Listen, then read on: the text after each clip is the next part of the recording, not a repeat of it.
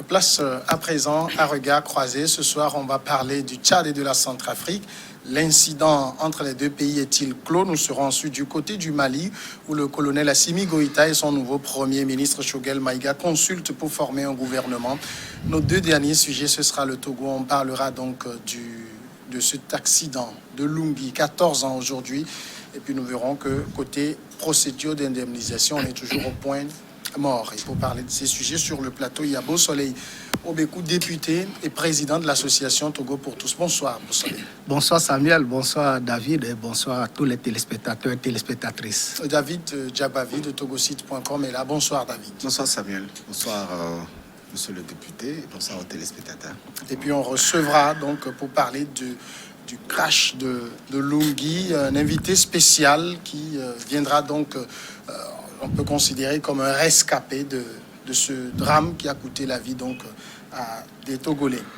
La Centrafrique et le Tchad maintenant. La Centrafrique a condamné fermement l'attaque par son armée d'un poste frontalier en territoire tchadien qui a causé dimanche la mort de 6 soldats tchadiens, dont 5 ont été enlevés et exécutés en territoire tchadien. Le Tchad a vigoureusement réagi à cette attaque et menacé la Centrafrique de représailles. Les Centrafricains ont voulu donc calmer le jeu. Des émissaires centrafricains sont allés au Tchad. Les deux pays ont commencé finalement par s'entendre et décider qu'une commission d'enquête internationale allait être mise en place pour faire la lumière sur ce qui s'est passé dans ce pays. Beau Soleil Obekou, on peut dire qu'on a frôlé l'affrontement entre les deux pays voisins. Oui, on peut le dire qu'on a frôlé l'affrontement, même on peut dire aussi que ce n'est pas fini. Et je prends le premier cas qui consiste à dire qu'on a frôlé l'affrontement. Effectivement, c'est à l'actif de Centrafrique parce que c'est ce pays qui a causé du tort au Tchad. Au départ, ils ont voulu camoufler la situation par un certain affrontement entre les deux armées. Et vu la réaction vigoureuse du Tchad et les la puissance de feu du pays en face, de l'armée en face. Je crois que les autorités centrafricaines ont joué à l'apaisement. Ils ont prôné l'apaisement, malgré la réticence au départ du Tchad. Ils ont continué sur cette lancée à prôner l'apaisement. Ils ont d'abord, après avoir tenté de camoufler la situation et de tirer le drap vers leur côté, et ils sont allés jusqu'au Tchad, malgré cette réticence du Tchad, pour prôner l'apaisement, pour demander, entre guillemets, pardon, parce qu'ils ont reconnu, par la suite, ils ont reconnu leur erreur. Et vraiment, c'est ce qui a le plus amené les Tchadiens à temporiser un peu, et que la pression que le Tchad a voulu mettre sur les autorités centrafricaines par rapport à cet incident, ça a un peu baissé. Mais ce n'est pas fini, comme je l'ai dit, quand je prends le deuxième cas, que ce n'est pas fini, parce que pas plus tard que ce matin, le Tchad a amené des renforts à cette frontière avec la République centrafricaine. Et vraiment, avec ça, ils ont continué, les autorités. Moi, je leur jette des fleurs pour la gestion de cette crise. Malgré cette pression, cette façon de menacer, entre guillemets, par les autorités tchadiennes. Ils ont toujours prôné l'apaisement, malgré l'attroupement de l'armée tchadienne au niveau de cette frontière-là. Ils ont toujours continué par apaiser la situation, et je crois que c'est ce qui a payé aussi. Et pour le moment, on a évité le pire. Donc, je crois que dans cette lancée, ça peut continuer. Je comprends bien la position du Tchad. Il n'est pas facile de tuer des soldats comme ça. Si je prends au mot le porte-parole du gouvernement tchadien, qui dit carrément que ça, ce n'est pas une guerre, ce n'est pas des échanges de tirs, que des soldats tchadiens ont été amenés du côté de la Centrafrique et on les a exécutés. Oui. Si ça s'est passé comme ça, je crois que c'est très grave. Et je crois que ça a l'air d'être passé comme ça parce que la République centrafricaine l'a reconnu. Et il a reconnu cette erreur, cet incident grave. Il l'a reconnu et il prône l'apaisement. Je crois que c'est ce qui a fait et c'est ce qui a évité pour le moment l'affrontement. De toute façon, si affrontement il devait y avoir entre les deux pays, la Centrafrique n'allait pas faire le poids. Bon, c'est ce qui semble être avancé comme argument, parce que déjà la Centrafrique n'a pas une armée. Oui, très organisée. Voilà, on sait un peu comment ça se passe, et avec l'arrivée de Touadéra que le gouvernement a lancé le processus de recrutement dans l'armée pour former une nouvelle armée centrafricaine. Et donc forcément, le Tchad ne ferait qu'une bouchée de la Centrafrique si les choses allaient s'envenimer. Je crois que c'est ce que les Centrafricains ont compris et ont pris le devant de la chose. Moi, je salue ici le courage du gouvernement centrafricain, parce que d'abord, ce n'est pas facile de reconnaître les erreurs qui sont commises par votre armée sur un territoire étranger, sur des soldats étrangers qui sont ramenés sur votre territoire pour être exécutés. Parce qu'on a parlé du terme exécuté. Et donc ce n'est pas d'abord facile. Et si c'est fait ainsi, ça veut dire que l'armée centrafricaine a pris de la hauteur en allant vers son ancien allié. Il ne faut pas aussi oublier que le Tchad et la Centrafrique, c'est une très grosse alliance. Ils ont été proches. Le décès de Déby aurait eu des relents centrafricains. Des gens ont dit que c'est parce que Déby n'a pas accepté d'envoyer des rebelles pour déstabiliser le pouvoir centrafricain que une puissance occidentale ne serait pas d'accord et qui aurait organisé son assassinat, etc. Et donc pendant un moment, entre Déby et Touadéra, c'était je t'aime, moi non plus. Et donc cet incident... Touadéra était à l'inhumation de Déby. Voilà. Et donc malgré qu'il n'ait pas été invité officiellement, vous savez ça, Touadéra n'avait pas été invité, mais il a choisi d'aller rendre hommage à son ancien partenaire, à son ancien allié. Et donc, reconnaître d'abord cette grosse erreur de la part du gouvernement centrafricain est un acte fort à saluer. Entreprendre maintenant les démarches pour apaiser et calmer l'armée tchadienne, qui s'est senti quelque part touché aussi dans son amour propre, j'estime que c'est le bon pas qu'il fallait faire et c'est ce qui avait été fait. Aujourd'hui, on estime que l'incident est clos.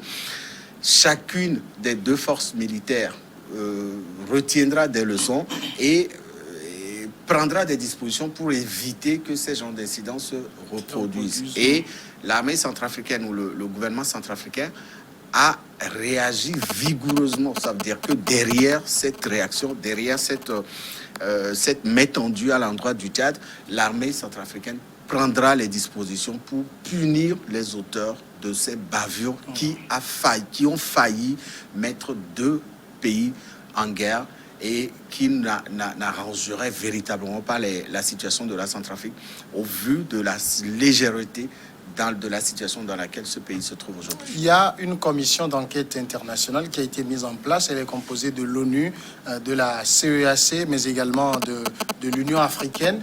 C'est l'idéal pour faire la lumière sur cet incident. Oui, en tout cas, c'est l'idéal pour apaiser davantage la situation. Au début, quand la Centrafrique a commencé par proposer même cette solution, le Tchad l'a rejeté catégoriquement.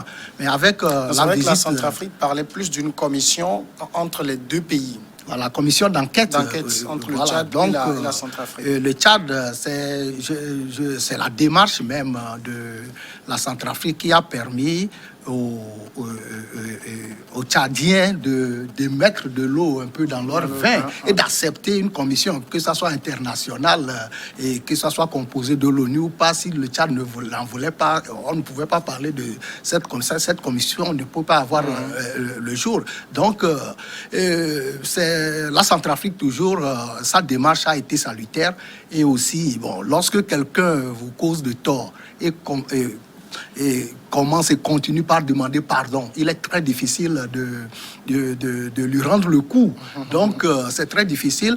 Et n'oublions pas aussi, je l'ai dit tantôt, que ce n'est pas encore fini, parce que une petite étincelle peut encore mettre le feu aux poudres. Et donc, il faut vraiment que les uns et les autres continuent par prôner l'apaisement. Et surtout, ce qui est encore bien, c'est que le Congo Brazzaville, avec son président Denis Sassou Nguesso, qui, je crois, qui assure la présidence de la CEAC, est invité aussi dans le débat et qui a appelé tout le monde à l'apaisement. Et ça aussi, ça peut jouer beaucoup. Et je crois aussi la commission d'enquête là, doit travailler le plus rapidement possible, doit commencer quand même le travail le plus rapidement possible. Tout ça là, va permettre au Tchad de s'apaiser et de continuer d'éviter des représailles qui n'arrangent personne. Hein. On peut parler de la faiblesse de l'armée centrafricaine, mais bon, n'oublions pas que actuellement l'armée centrafricaine est appuyée par des Russes. Ça peut arriver qu'il y a une guerre. Le Tchad aussi. La faiblesse du Tchad aussi, c'est que de l'autre côté, la France voilà, n'est pas loin, mais ce que je dis, la faiblesse de l'armée tchadienne, quelle que soit sa puissance du feu, c'est que elle est sur plusieurs fronts. Elle est en train elle guette les rebelles de l'autre côté. Il y a les terroristes au Mali. Ils surveillent aussi la frontière entre le Tchad et la Libye. Et voilà, tout ça là ne donne pas, ça ne donne pas aussi trop confiance à l'armée tchadienne. Et aussi la Russie aussi, bon, qui a envoyé ouvertement, qui soutient ouvertement l'armée centrafricaine, ne peut pas aussi se laisser faire dans cette situation. Donc, mieux vaut l'apaisement pour tout le monde. Ce point qu'ouvre Beausoleil, ce point qu'a ouvert Beausoleil montre que... Est-ce que vous ne pensez pas, parce qu'aujourd'hui on retient comme vérité la version de l'armée tchadienne, qui est que des soldats centrafricains soient venus en territoire tchadien, tuer un soldat, capturer 5, qu'ils sont allés tuer de l'autre côté. Les centrafricains disaient qu'il y a des morts des deux côtés, mais on a plus retenu la version du Tchad. Est-ce que ce n'est pas aussi parce que il y a quelque part au niveau du Tchad, peut-être instrumentalisé par une certaine puissance, une envie d'aller en guerre contre ce pays contre laquelle cette puissance, justement, a des dents? Alors, moi, je suis un peu surpris de voir l'investissement de toutes ces institutions africaines dans la gestion de cette crise. C'est une petite crise parmi tant d'autres.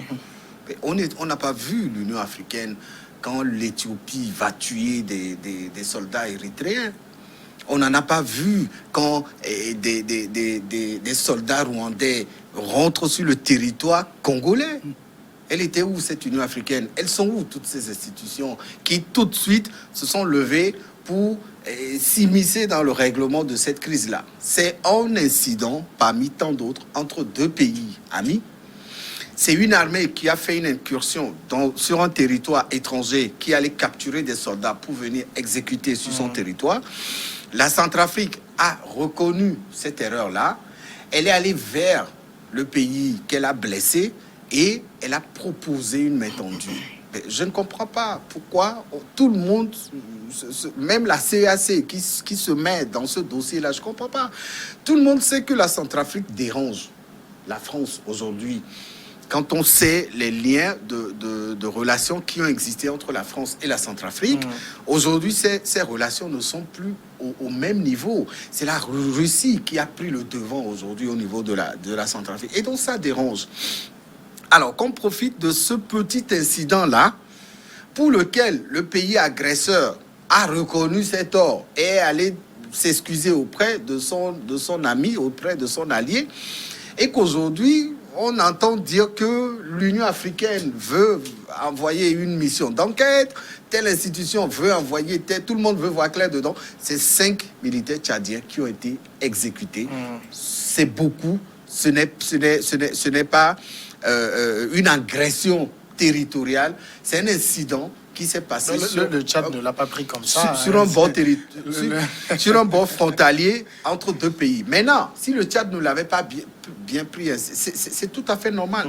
Même si je prends l'exemple du Bénin qui vient tirer sur un policier sur le territoire togolais, le Togo ne le prendrait pas ainsi. Mais il y a des voies plus appropriées. Et c'est la démarche que la Centrafrique a instituée en allant vers son prochain. La Centrafrique dit qu'il y a eu des morts aussi dans son camp.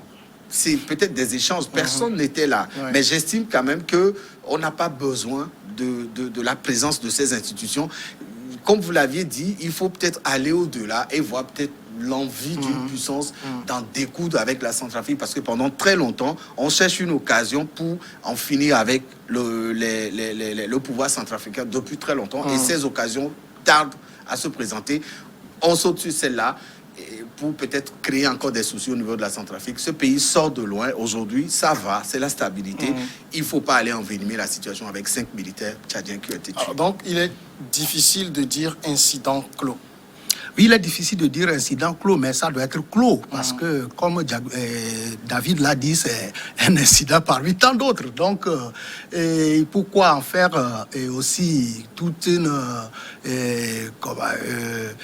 cause internationale? Parce que, moi, ça devrait être aussi grave, et appellerait à cette mobilisation de la communauté internationale si la République centrafricaine aussi s'agitait et bombait le torse. Mais elle a reconnu catégoriquement, elle a reconnu que son erreur, elle a parlé d'erreur. Je crois que la commission d'enquête ne sert plus à trouver le coupable. Parce que le coupable a déjà reconnu son tort. Donc maintenant... Oui, mais savoir ce qui s'est passé. Oui, savoir ce qui s'est passé. Parce que le Tchad a déjà donné sa version. La Centrafrique ne donne pas sa version. La première version a été rejetée. Mais la suite, elle ne fait que reconnaître son tort et appeler à l'apaisement. Donc, moi, je me dis que cette mobilisation internationale, c'est pour l'apaisement. Parce que peut-être que certains ont vu que cet incident peut peut-être amener encore d'autres affrontements, d'autres crises et dans cette partie d'Afrique.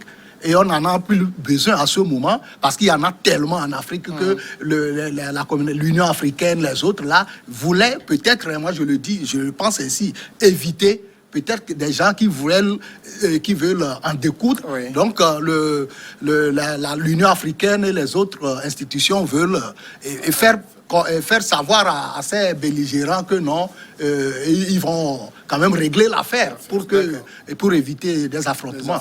Je crois que c'est ce qui se passe. Première pause maintenant, et puis nous revenons juste derrière pour continuer avec le second sujet.